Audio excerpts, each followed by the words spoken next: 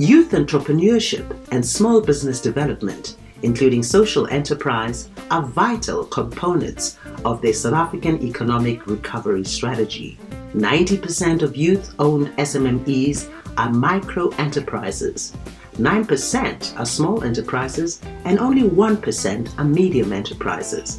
Only 28% are formally registered. This reality limits the ability of these businesses to access financial support and the opportunities available for SMMEs. A shift is therefore required in order to reach and better support these enterprises. It is definitely tenacity and the ability for the entrepreneurs to evolve, especially if you're in the tech space. If you are gonna stall on an idea or a technology for too long, it becomes irrelevant. It's mostly innovation and creativity. We need to avoid instances where we become copycats. You see somebody doing something, you also want to go and do the same thing.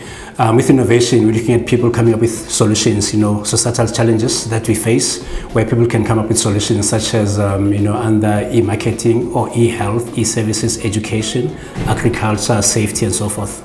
We need to invest in digital inclusion. We cannot write off internet for young people who are in rural areas because this brings solution and information that they don't ordinarily get through barriers like transportation costs and other traveling requirements. So we need to be closer to young people. We definitely need to provide SMMEs with specialized funding structures. We need to acknowledge that most of the entrepreneurs, especially young entrepreneurs, do not have an understanding of formal reporting and auditing, making it very difficult for them to attain funding from formal institutions.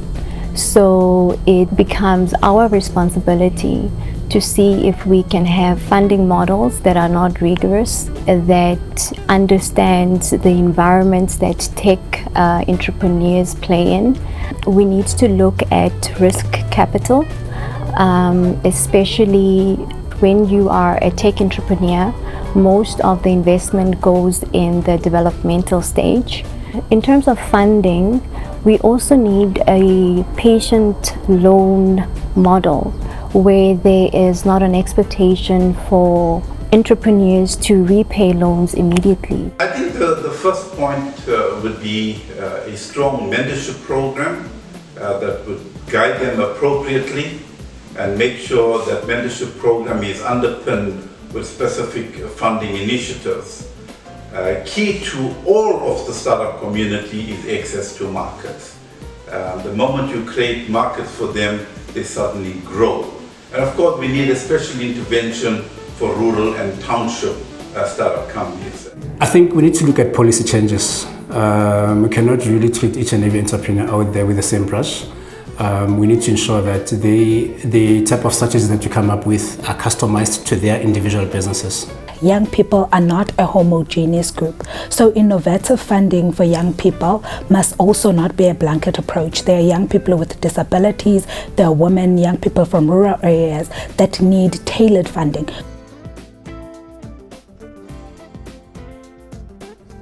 It goes without saying that 4IRI Incubator has helped me a lot, and it was a turnkey moment for me and my company, as not only did I receive financial and implementation support, I was also supported from a mentorial point of view, and till this day I still am, and that has helped me as a young entrepreneur come over a lot of obstacles.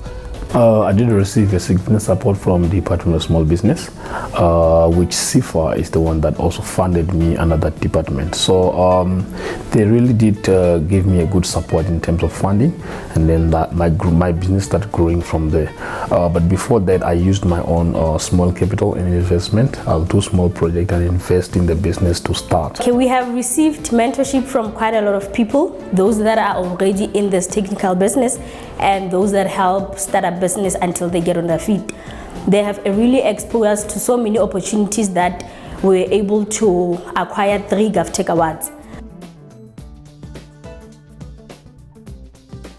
If you're really persistent about starting a business, and if you're really determined and you do your research, there's really a lot of opportunities out there for small startup businesses, and there are really people who are eager to help you as a startup business. Believe in yourself, believe in your vision, believe in your dream.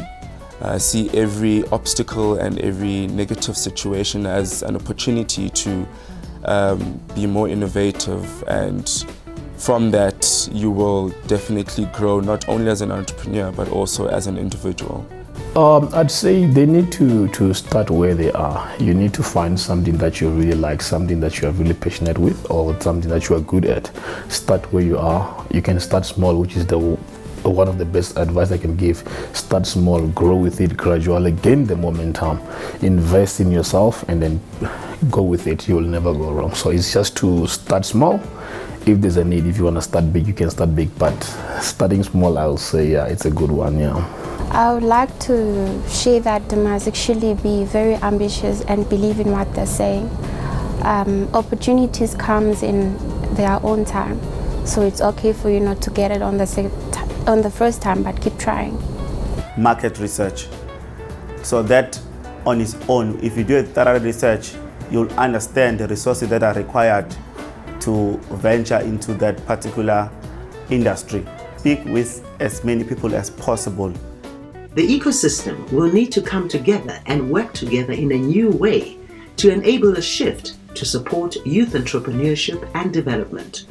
This is just one aspect of the extensive partnership between the EU and South Africa to support a healthy SMME ecosystem. Accessible finance and business support go hand in hand to help young entrepreneurs succeed. This is why the European Union works with South Africa's Department of Small Business Development and its agencies to deliver an integrated approach to prepare them for funding.